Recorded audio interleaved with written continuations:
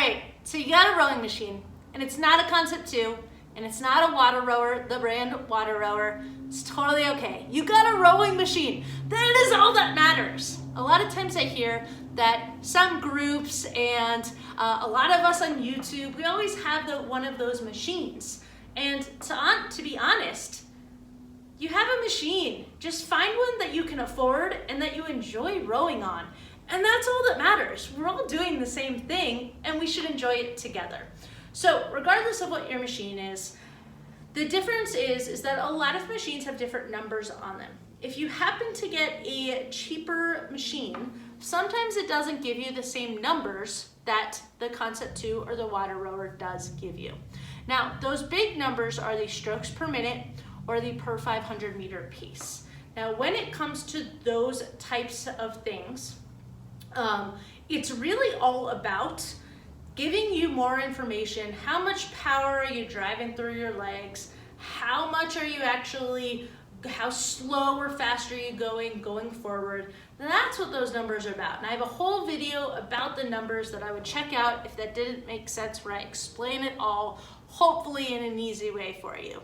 But if your machine, let's say, only gives you time, or only gives you time and only gives you strokes, there's some ups and some downs to this. And I go into this a little bit more in a what rower should I buy video, so check that out. But when it comes to those, that's not giving you any information about how pushing with your legs. So what I would do for you is I would recommend either having a heart rate monitor or having something on your watch or a Fitbit or something that's able to give you some amount of effort that you are providing. So whether it's, hey, you could do heart rate training and kind of do go off of that. That's a little bit harder for you to tell if you are improving or not because of the info your screen is giving you. Or you could go off of like calories. So if you have a device that will give you your calories during a row, and yes, they're not perfect, and a machine might give you a different amount than a watch and whatnot, just use one and stick with it, and it's okay. It doesn't need to be perfect. The point is you're comparing with yourself. So if you have something that you can use continuously, then that's all that matters, because you have that same thing at the beginning and the same thing at the end. So if you're looking for a way to see improvements and how much effort you're providing in your workout, how much you're doing, I would recommend going off of time, which a rower likely gives you. So say, hey, I'm gonna row for 10 minutes. Cool. Now, have whatever you're gonna use for, let's say, calories. It's just very easy for you to find on different devices. How many calories did you get going in that 10 minutes? Now, in 2 months, go do that again and see, did you improve? Is it any better?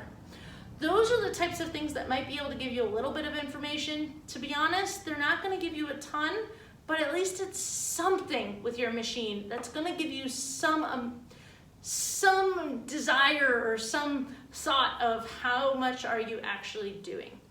If you just go off of the strokes, I don't recommend that. And the reason is because a stroke rate or a stroke, when we actually get the stroke, it's all about this is what it's counting as a stroke. And it doesn't matter if I'm going super, super slow, like this, or if I'm going super fast, like this.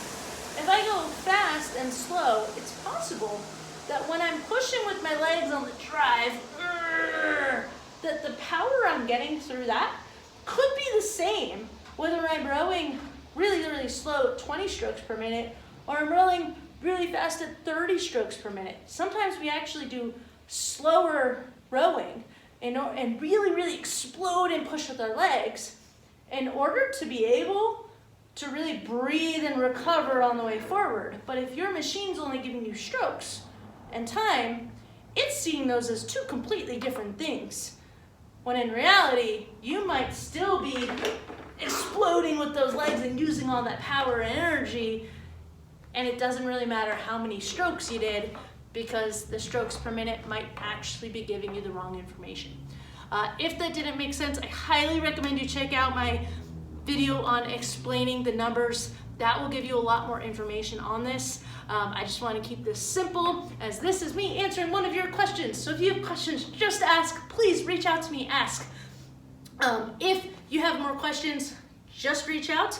Not only that, but if you're a beginner rower and you are looking to get rowing without getting hurt, row 30 plus minutes without being out of breath, and keep going so you can lose that weight, highly recommend, of course, my program, Indoor Rowing for Beginners, and it is literally a 5-week program. It also has 5 weeks worth of workouts for you to follow. You can do this on any machine. I do talk about numbers in there, but that's okay. I can actually work with you to help us figure out how to make it work for your machine. So please feel free to reach out to me. I don't discriminate against machines. All I care about is that you're rowing. All right, so please hit that subscribe button so that you get notified, and it helps more people find my lesser known channel. So please hit that subscribe button, it does help, and I hope you all have an amazing day.